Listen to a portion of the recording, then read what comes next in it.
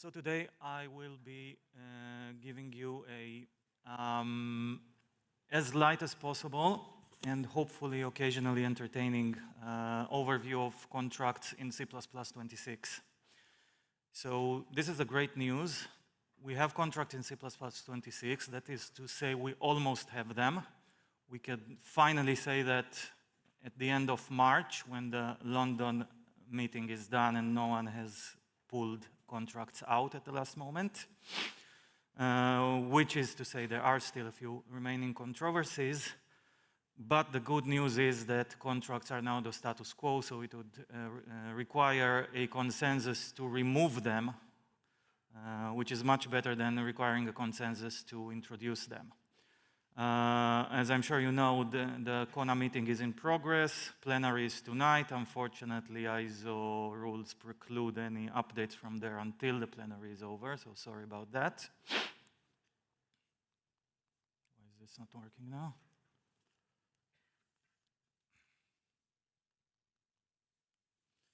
Of course, everything was working 1 minute ago. Okay. So, a quick self-introduction. My name is Andrei Zissu. I'm a tech lead at a Israeli cybersecurity startup called Microsoft. We do cybersecurity, as I said, especially anti-ransomware. We complement EDRs, the classical protection products. Anything that gets through them, we are the ultimate line of defense. We do that by hiding system resources, which means any attacker that may be through won't be able to find what they're looking for. Instead, they will find our decoys, which will allow us to detect them and catch them in the progress. I've been a member of the Standards Committee for almost 4 years. I'm active in SG 1021, the currently dormant contract subgroup. I'm not one of the main authors of P2900, but I've been on the large majority of telecoms, and I did write a few small papers, so hope I can give you a good update today. So I will be going somewhat deeper than previous talkers this week. Of course, I will be only talking about contracts, hopefully not too deep. There will be some details. That's the point of this talk, bringing more details about contracts, about considerations, and about controversies and things that were considered but ultimately not done. Not so much about general theory. I will be introducing some official terms. I won't be sticking to them religiously, to make life easier for everyone in this room. As well as bringing the more important parts of that theory, I also bring part of the guiding principles which are included in P2900, where the context justifies it. And you'll see lots of screenshots from P2900 and from P2899, the rational paper, which is a huge, over 130-page paper. I do recommend reading them both, whoever has a serious interest in contracts. And originally this talk was twice this long, which means it wouldn't have made it even into a 90-minute slot. So I had some serious cutbacks to do. So, quick terminology. First of all, we have precondition specifiers. That's the first out of 3 types of contracts. We can see here the word pre on the function declaration. That's perhaps the most important thing about contracts. You see them on the function declaration. That was impossible so far. This required a language change. You can't do this with macros. We have here precondition. It's a violated precondition. Therefore, we see a program termination. This is not to say that this is the only way to handle contract violations. It's one way, obviously, quite a common way. Now, when we say precondition, precondition is a plain language term.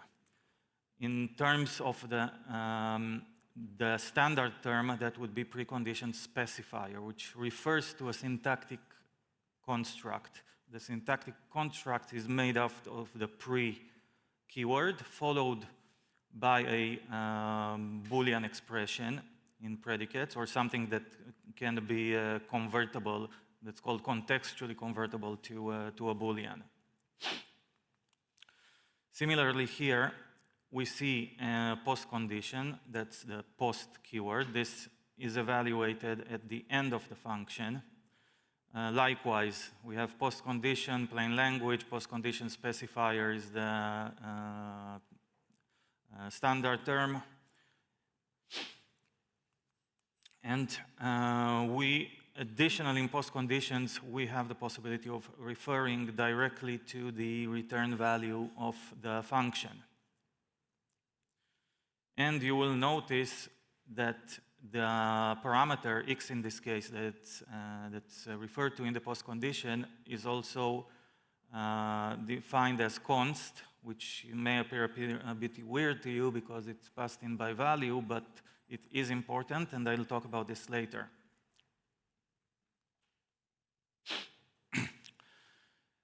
The collective term of the post-condition and precondition is function contract specifiers. I won't be using it much. I'll mostly prefer to pre and post.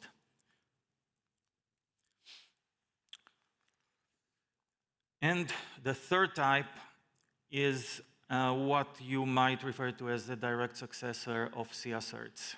This is contract assert. Unfortunately, we couldn't use the word assert, but this is the statement that can be placed anywhere. Same as assert could be placed. There is a slight limitation versus C-assert, and I'll also mention this later. Contract assertions, they are the collective term for all the three types. We will be using this term, or rather I'll be using the shorter term of CA. There is also a somewhat of a confusion that we better get over it quickly. Contract assertion is the standard term for all three assertion types, yet we have contract assert as a keyword, and that refers only to the assertion statement, which is only one of the three assertion types.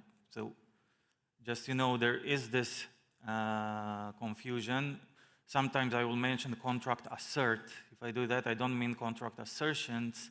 I mean the contract assert keyword. In standard terms, that's the assertion statement. Contract predicates are the actual expression, the Boolean convertible one.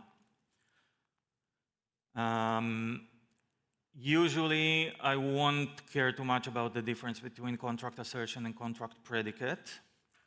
Sometimes there is a distinguishing difference. In particular, in the ignore semantic, we'll discuss semantics later, we say that the contract assertion is evaluated. Logically, it's evaluated. That evaluation consists of doing nothing. Therefore, the predicate is not evaluated.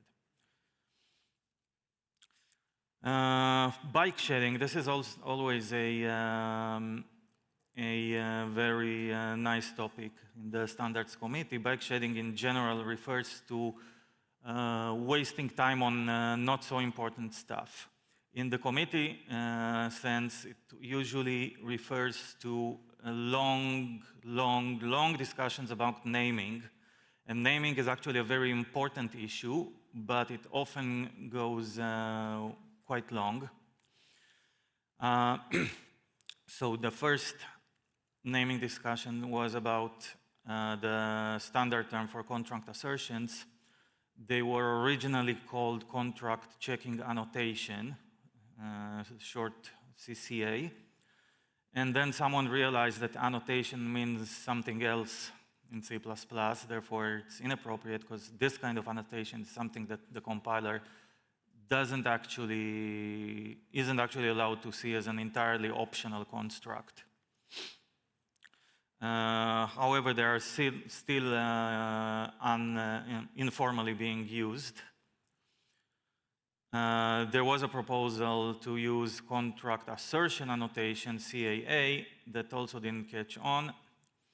I propose contract clauses, again out of a real-time term. Now to the contract assert keyword. This one is more important. This is what you will be using in your code. We would have liked to use assert as in other languages. Unfortunately, that would have conflicted with the existing assert macro, which we've inherited, which might have worked in some syntaxes, but the syntax that was adopted ultimately has this trade-off that this would have been ambiguous. So we go ahead and bike shed this thing, and we discussed over 40 alternatives. This would be the first part, and you can see just over, does this work? This one's mine, CC assert, which painted me as a bit of smart A. Didn't, yeah. And this is the second part. I could afford a slightly bigger font here. Somehow all the audiences find this funny. Wonder why. So the finalists were contract assert, obviously, and also assert expr. Of course, contract assert won. I was among the majority that voted against assert expr. At the time, I looked at it as resembling const expr, but with two different meaning from const expr. It's not about function or variable definitions, it's something else entirely. And I think we got quite lucky because at the time, contract assert was also an expression. And then, for a reason I'll discuss later, we turned it into a statement, and then therefore, assert expr would have been in hindsight quite an unfortunately choice for a name. Okay, now to some syntactic restrictions. Multiple declarations. So first of all, if you want to place a precondition or a postcondition, you must declare them on the function first declaration, which is quite a tricky thing to define. The first declaration is the first time the compiler encounters the declaration of that function. And the location of that first declaration might differ among different translation units, include orders and so on. Therefore, it could actually be multiple locations. For each translation unit, of course, it would be only the first declaration, the one from which no other declaration is reachable as invisible. Any further declarations are called redeclarations. That includes the function body, unless, of course, it's already included, the function is already implemented together with its declaration in the header. The term first declaration was already being used by the standard, but it wasn't defined, and this is also something that P2900 will now be changing. You are allowed to repeat contracts, pre and post, in function redeclarations. You don't have to, you are allowed. First of all, because it's friendlier, it often makes code more readable.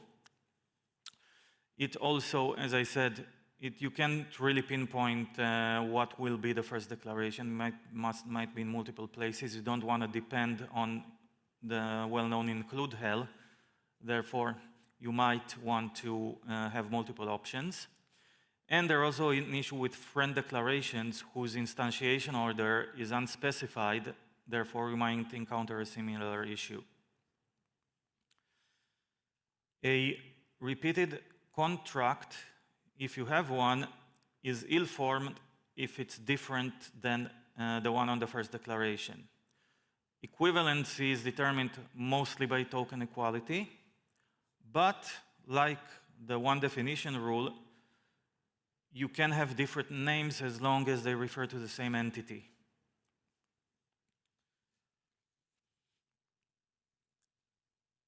And there is an issue with lambdas.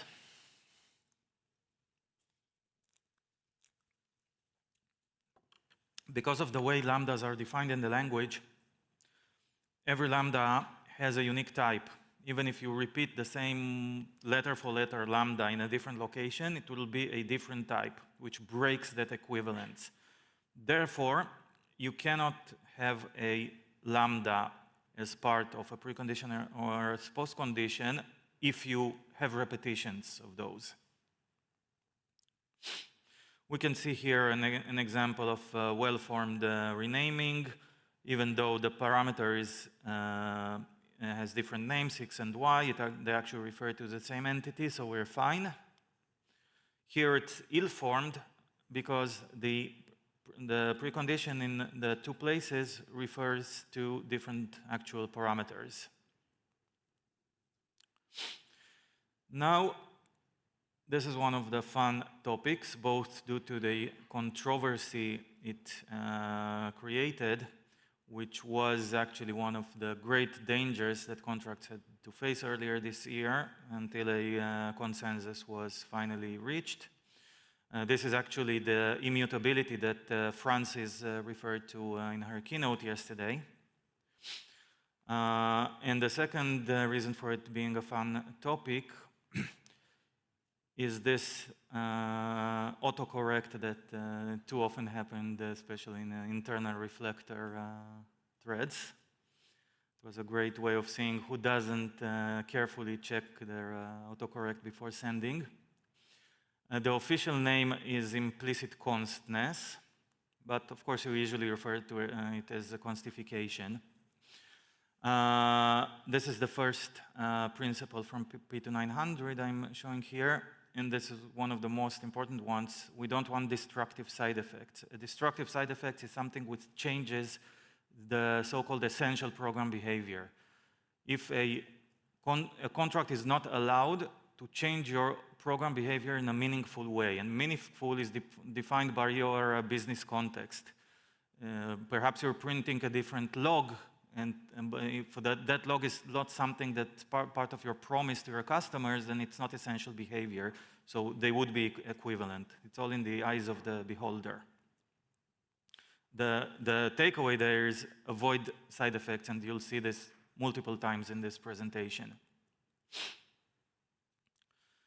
In technical terms, the actual effect of constification is that any entities external to the contract assertion itself are constified.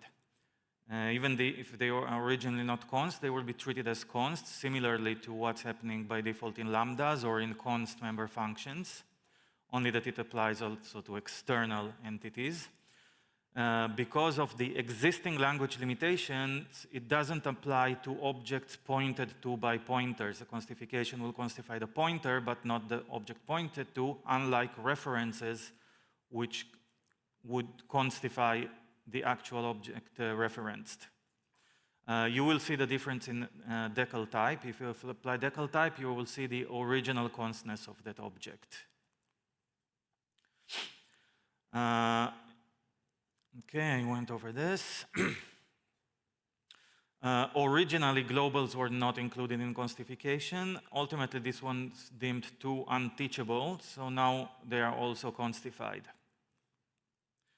We can see here the first example. Everything here basically is ill-formed, other than the two cases in which we refer to an object via a pointer, which, as I mentioned, constification doesn't apply there. So those two cases are well-formed.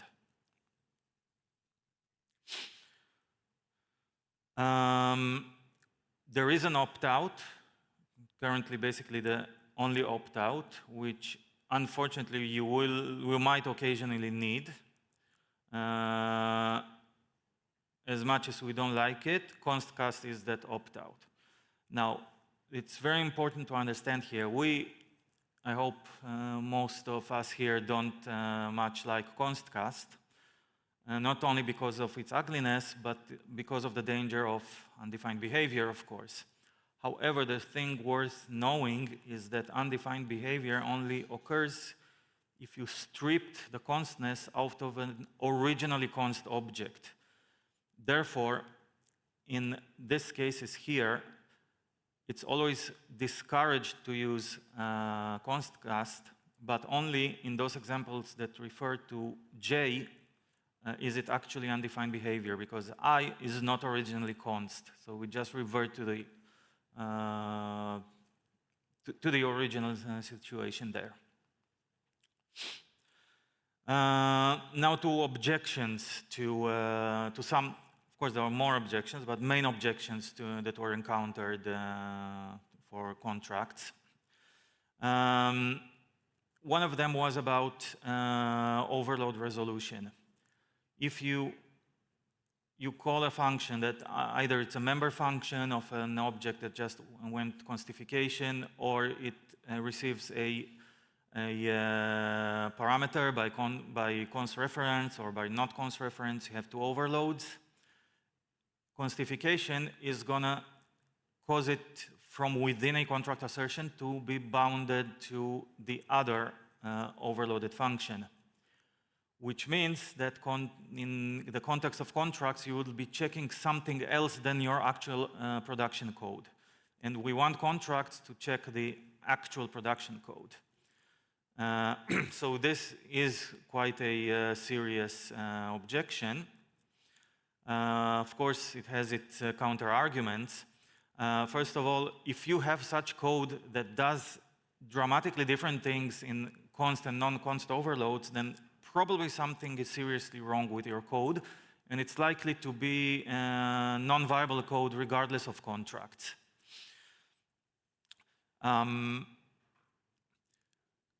The counter to this argument is that contracts must be useful with real-world code, and that contracts are particularly useful as a tool for correcting buggy code.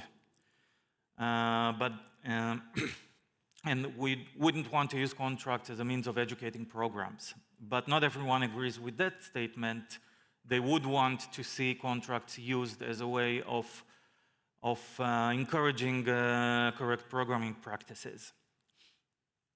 And also, if we're talking about contracts modifying behavior, then constification's first and foremost goal is to detect unwanted side effects, and those side effects have much more of an effect even on correct code.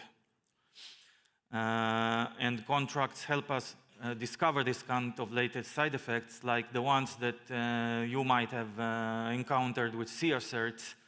And in C asserts, you would have a side effect that you've grown accustomed to because you developed in debug mode, and then all of a sudden you switch to release mode and you have some issues to debug.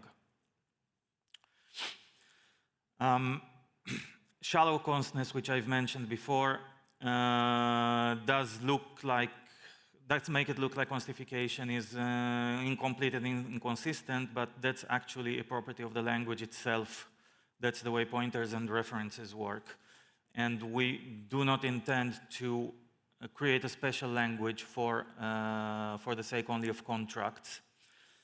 And even if we wanted to, implementing this deep const would be a very complex thing, both to specify and for compiler vendors to implement, which is why it hasn't been introduced to the language so far. Other objections were as to the practicality of constification. As you know, we would like to have const correctness. Sometimes it's not really practical. It might take too big of an effort, or we might be working with C APIs such as POSIX or WinAPI. We also might be doing logging, which might be inherently non-constant, and things like map. There's a well-known foot gun with map that if you use the indexing operator, and it looks for a non-existent index, it will default construct that object, which might not be what you want. And that's why the indexing operator is not const. Therefore, it wouldn't be usable from contract assertions. Now, in this case, there is an easy workaround, which also happens to be the correct thing to do regardless, which is to use map at. With logs and other previously mentioned stuff, you often aren't so lucky, so you might have to use const gas as the existing escape hatch. There are other proposed escape hatches which might be introduced in the future. For a lower For a rough resolution of this, we could be doing something similar to what's available in lambdas, have a mutable keyword, which would apply to the entire contract assertion and just remove constification for everything in there. Or we could have something called operator noConst, which would apply on some expression inside that contract assertion. And it would only remove constness in a safe way, meaning if the object was originally not const, therefore you would not be able to get undefined behavior in this way. There are some implementation of something similar with macros, but they don't really work in all the use cases. So putting it in the language would be the right thing to do. Now about post conditions. So I mentioned their unique capability of referring to the return value. This return value, you can give it a name followed by a colon. That would be a name that, of course, is valid only inside the post condition itself.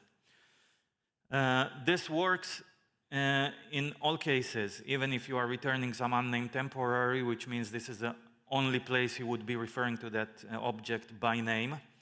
And this would be the first time the language actually allows you to do this.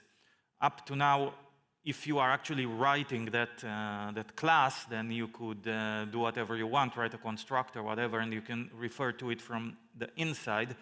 But referring from the externally, from while that object is being returned, that was a hitherto unavailable capability. So as I say, you can capture any object on the fly. And it actually refers to that object. So you might think it's a reference, which at the binary level it definitely is. It's not theoretically, and as to the abstract machine, it's referred to somewhat subtly differently, similarly to structured bindings. Meaning that if you will ask via decal type, if it's a reference, it will actually tell you it's a value, which I've tried to demonstrate in here. Now, going back to constcast and constification, the thing you see in flight doesn't have any eventual constness applied to it yet. So we see here a function which returns by const value. So the moment it has returned, that return value is already const. And it's also being assigned to a call site into a const. But during the return itself and during the post condition, it's not const yet. Therefore, const casting here is both well-formed and well-behaved. There is no undefined behavior here.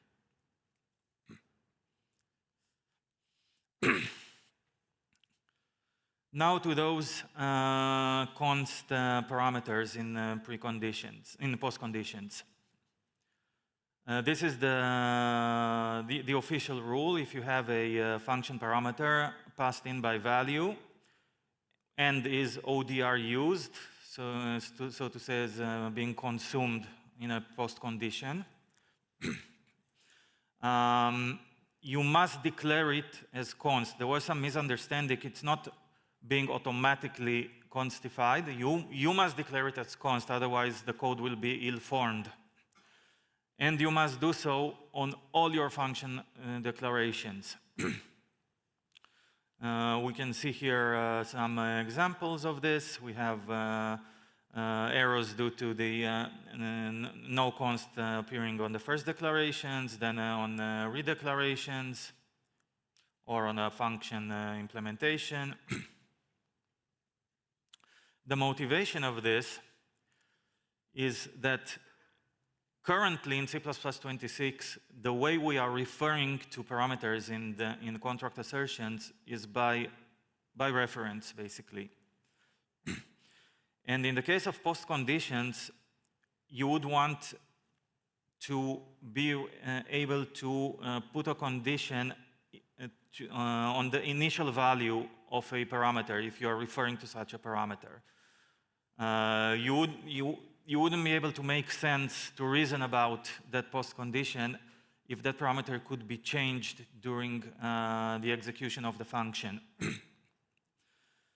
So this is the reason, and it must be consistent because compilers compiling any of the translation units where their function has visibility need to be aware of this constness. There is no any such new restriction on other parameters. Anything not ODR used by a post condition doesn't have to be const, and of course this applies only to parameters passed by value. We expect in C++29 to have contract capture clauses, which similarly to lambdas will allow you to also to pass things, including function parameters, by value, and then we won't need to constify because you would have a copy of the initial value of that parameter. This is a rough sketch of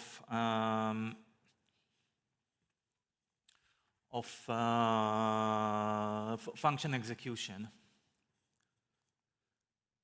We can see, first of all, out of the scoping, you can see how this thing works.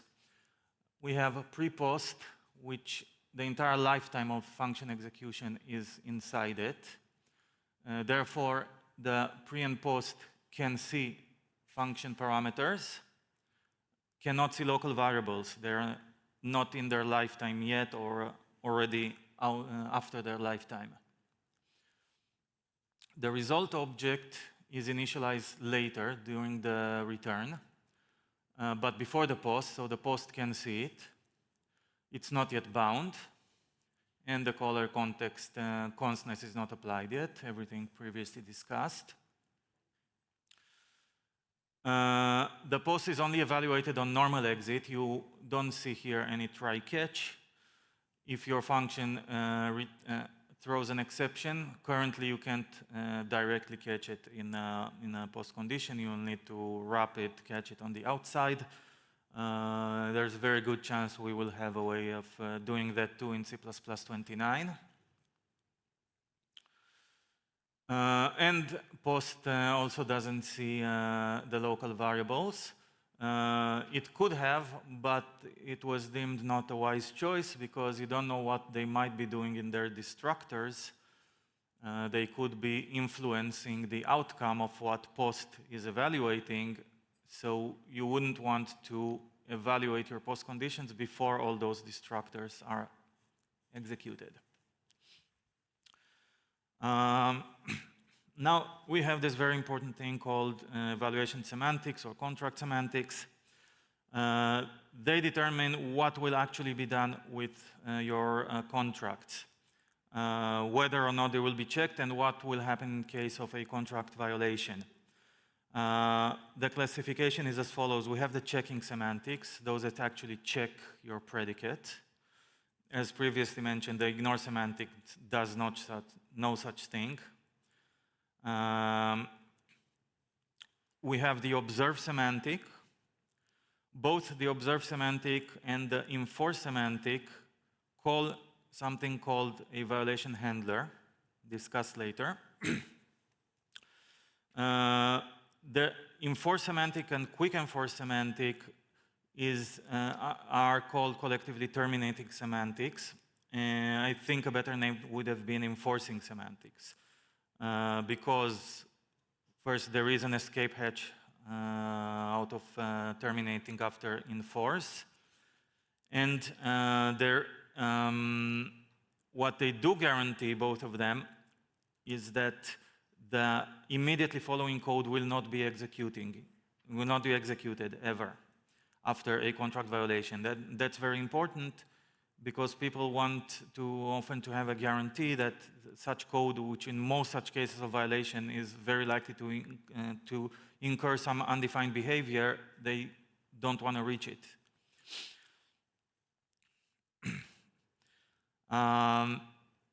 When a violation happens, if it's at runtime, the observed semantic will involve the violation handler and continue execution upon normal return from violation handler. Normal return means not via exception or long jump. Enforce, the same, will invoke the violation handler but terminate upon normal return, which means that that escape hatch I mentioned is by either throwing or doing a long jump.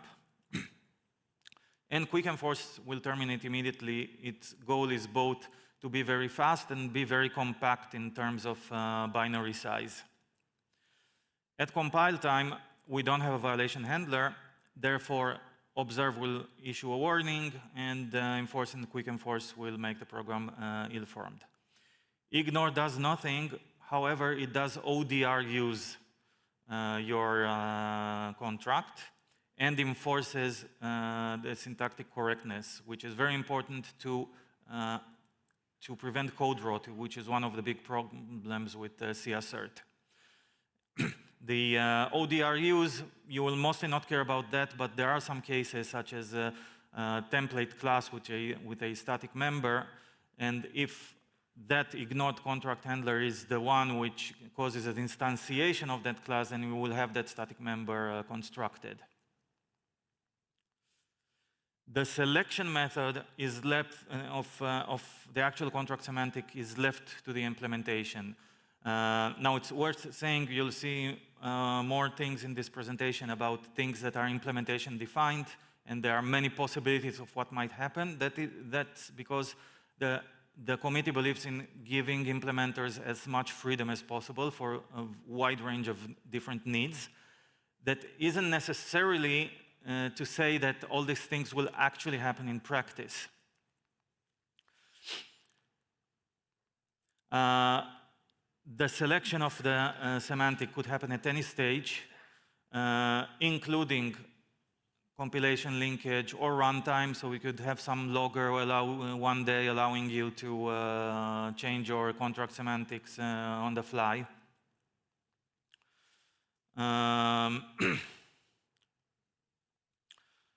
There is no longer such a requirement for build modes. Nowadays, you would care about debug and release builds, which are directly affecting the CAssert. This was one of the big realizations that we don't really need this. Evaluation semantics were introduced in order to replace this. You can use build modes, but you don't have to. Contracts are definitely intended to be used also in production if you choose to do so. The implementation may select or allow you to select different semantics, even for the same for different contract assertions in the same translation unit, or even for the same contract assertion on subsequent executions, which would allow those runtime loggers to allow you to change them on the fly. An implementation, in order to be compliant, it needs to provide you at least one of the semantics, but that is enough, meaning they are definitely allowed to give you only the ignore semantic, which would incur that ODR use and protection against code rot, but that's it. No contract would be ever evaluated. Another important concept is that concepts do not see contracts. Basically, this means that you're not allowed to reason about contracts at compile time. either by if const expr, overload resolution, or even the no except operator, because again, you don't want contracts to impact program behavior, otherwise they're quite useless. However, as I previously stated, they could definitely, contract semantics could definitely be selected at compile time, and in the future that might be done, for example, via contract labels, which would impose a specific semantic, but you cannot directly query at compile time which semantics was actually chosen. Elision and duplication. One important thing to understand is that your contract assertions, and in particular pre and post conditions, may be evaluated any number of times, from 0 to infinity. Again, this is the theory, the freedom given to implementers. And it could happen with different semantics each time. And this repetition is required in order to have two decoupled sides, the caller and the callee side, which either of them may choose a semantic that ignores or evaluates. So from only this requirement, you would expect to be able to have at least up to 2 evaluations. Actually, the freedom is given for more than that in order to enable some testing that is intended to to detect unwanted side effects, and it's easier to do that if you have multiple repetitions of those evaluations. Implementations are required to define some upper bound for repetition, and they are recommended to allow users to configure any number of repetitions they would like to have, and to default to one single repetition. And then again, those last two are only recommendations. Then there is contract elision, which is to say in some cases your contract will not be evaluated at runtime.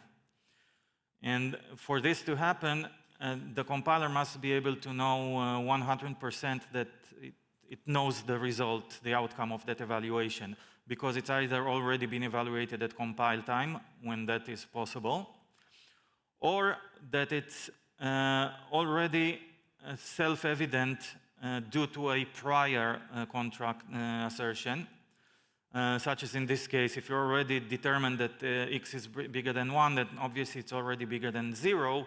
However, you will only be able to align the second check if you did the first one with an enforcing semantic. Otherwise, you could have either ignored it or only observed it, and you will flow into the following code, which is the second assertion. And they can only be elided if they have no throw, long jump, or terminate. Otherwise, this would be impacting essential behavior, basically. And elision doesn't necessarily mean only skipping the evaluation. It may also mean providing an equivalent, a logically equivalent expression. This equivalence must only hold in those cases in which the original expression would have been well-defined, well-behaved. If it would have generated undefined behavior, then you can do whatever you like because it's undefined behavior. If the original contract expression had side effects, the equivalent one is free to eliminate those side effects, provided that it eliminates either all of them or neither of them. No half job here, otherwise it could be inconsistent. And of course, it cannot introduce any new side effects. Again, no destructive side effects for the second time. One interesting point here, it says that this kind of contract assertions with side effects should not be supported. It would have been better if it said must not be supported. Unfortunately, that was shown not to be a very practical thing to do, at least for now. And you can see what could happen. This precondition could be evaluated who knows how many times, and who knows how many times you would be incremented that I, which probably you didn't intend to do.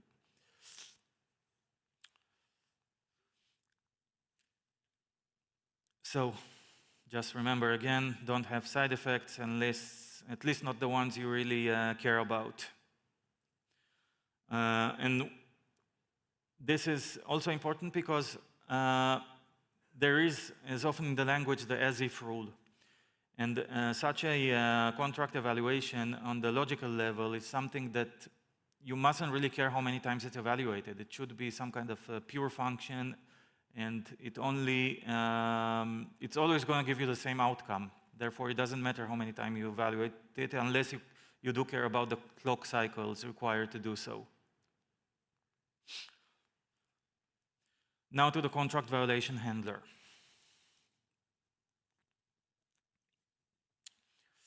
So obviously that's a function. It must be called handle contract violation. It's placed in the global namespace. It has a single argument, a struct with this name, contract violation. It must return void. It may or may not be no except. Let's quickly go over its fields. The comment is most likely to be the expression that you are asserting or checking. Detection mode is whether you got here because of a fail assertion or because the contract check itself threw an exception. In the second case, you will get the exception PTR. Is it being invoked with a terminating semantic, meaning will it terminate automatically if this function returns normally? What kind of contract assertion is it, pre, post, or assert? Source location, you know this. Evaluation semantic, the four previously presented. I had some reservation presented 2 years ago at Tokyo about the comment and source location fields potentially including problematic information that might help attackers because it would be present in your distributed binaries. And I wanted that to be standardized as something that must be configurable. But again, there's this principle that we don't want to tell implementers what they will do. And the perception is that implementers are very likely to do this anyway because you will demand it.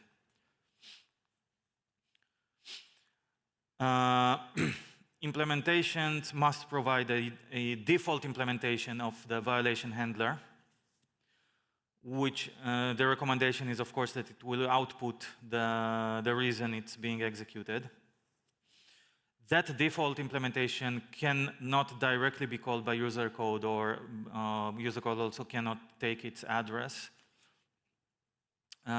It can be called indirectly via invoke default contract violation handler, which in practice, and that's obviously the intention, can only be done if you implement your own custom violation handler, because that's the only place you will have a contract violation object, as the contract violation object cannot be constructed by you. It can only be constructed by the implementation itself. If the implementations intend to allow you to provide a custom violation handler, they would do that by the replaceability mechanism, which means you are allowed to provide a function with the same name and the same signature, including parameters and return type, not including parameter names, of course. They are not in the type system. But it may or may not be no except. And this is not true for any function. You do this for any function, you would get a ambiguous symbol error during link time. But for special functions, which are defined as replaceable, you have this possibility. That's also true today of new and delete handlers.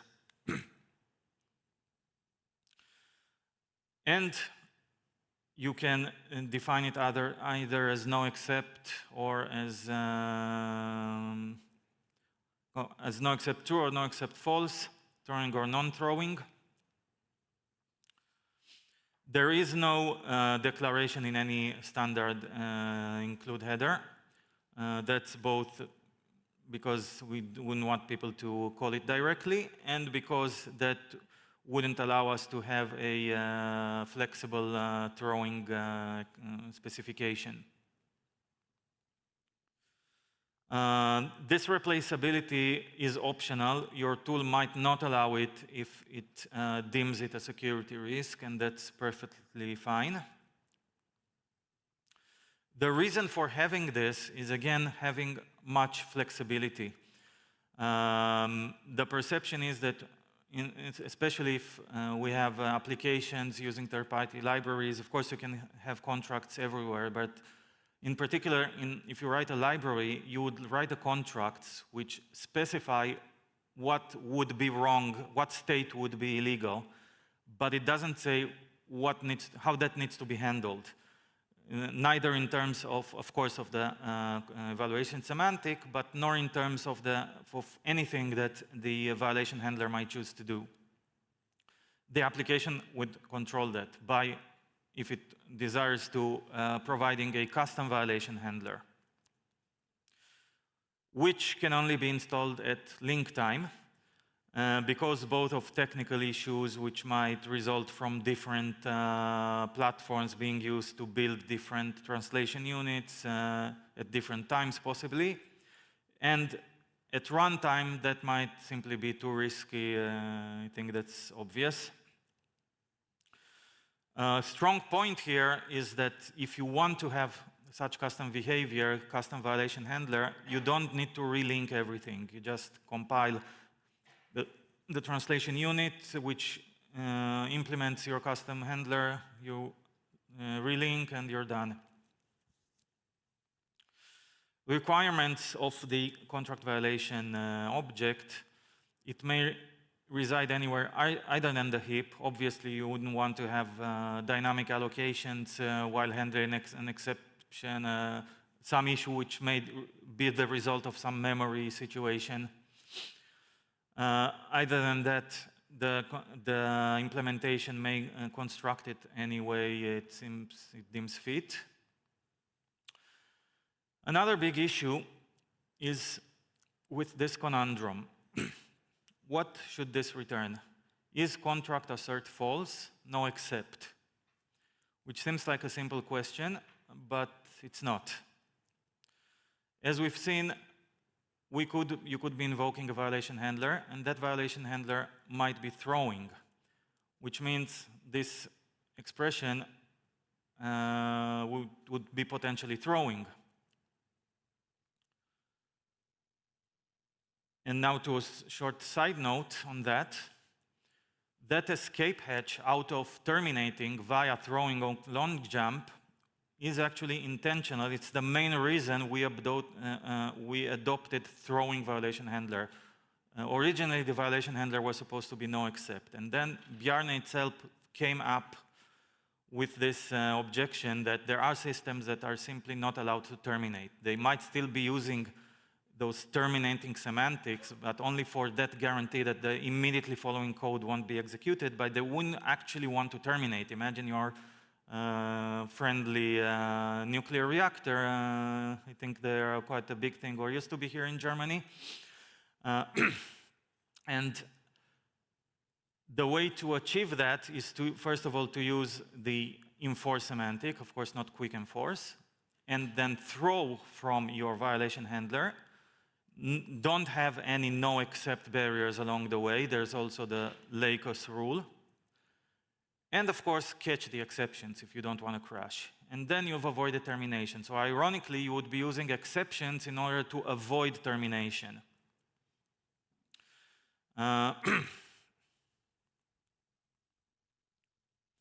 So because of this reason, any contract assertion must be assumed to be potentially throwing.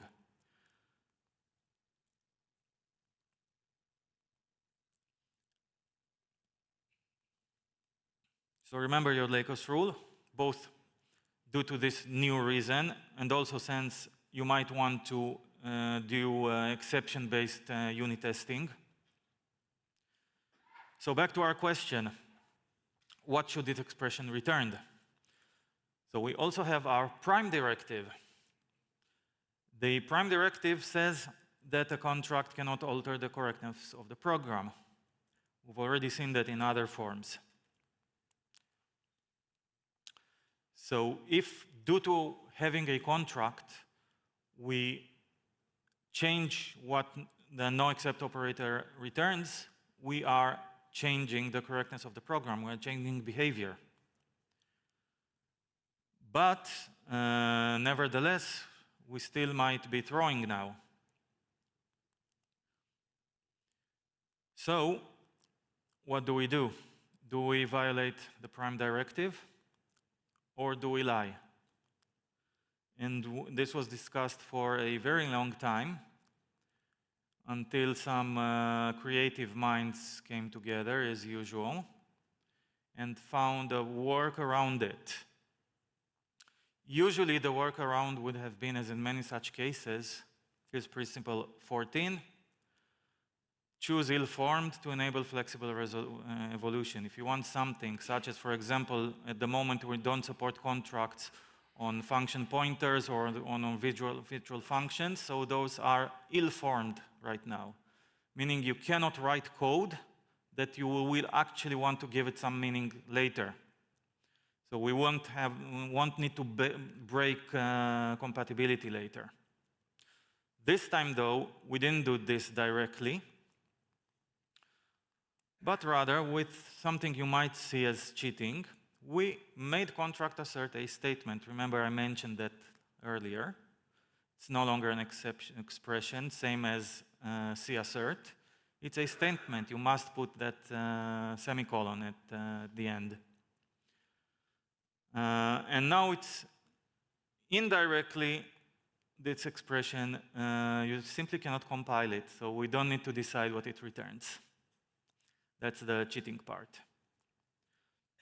Now, as to the C assert's limitation I mentioned, it's not such a big issue. It's easy to mitigate with an immediately invoked lambda. It's quite straightforward if you need to. But did we really cheat here? Actually, if you rethink what the no-except operator actually does,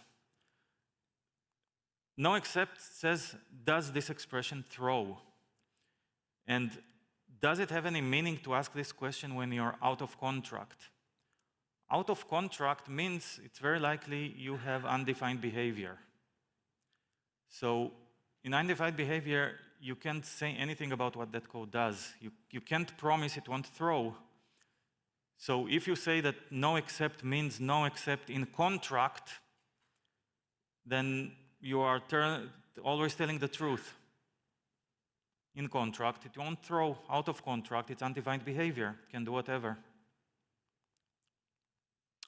So we've seen some complicated stuff. It doesn't need to deter you from using contracts because you won't be using all of this. And C++ itself is complicated, and I suppose you are using it, I hope. It did take a long time due to all this complexity and much complexity. I haven't had the time to show more than 2 decades, actually, of contract work. You won't normally care about these details like any other, most of the C++ details you don't use in your day-to-day. But it does give you a rich tool set if you need it. And they will be a great and very useful tool. And that's it, basically. There have been many, over the last few years, many great contributors in SG21. And I've had 2 great reviewers, the Vice Chair, Timur Dumler, and Josh Byrne from Bloomberg, also the 2 main leads of this contract work, including John Lakos as well. So that's it. Do we have time for questions?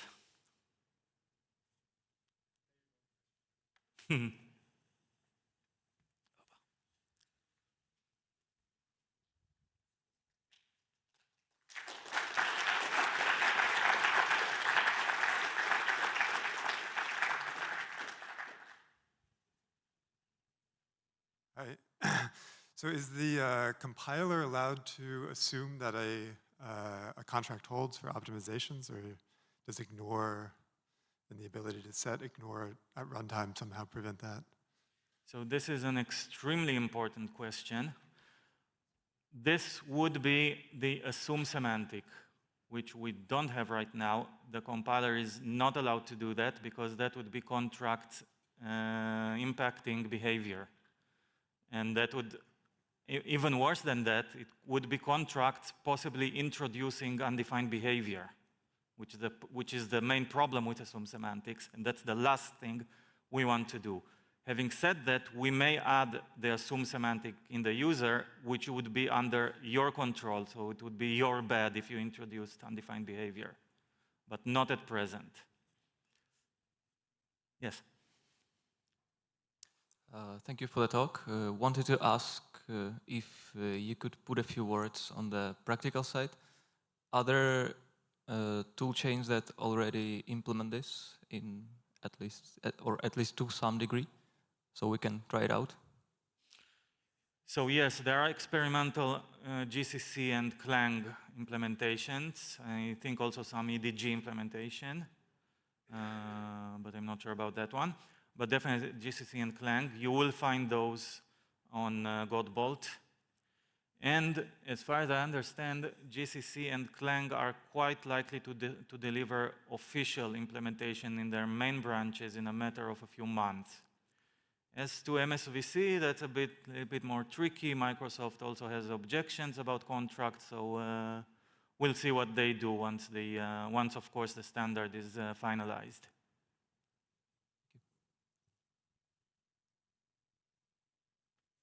Thank you.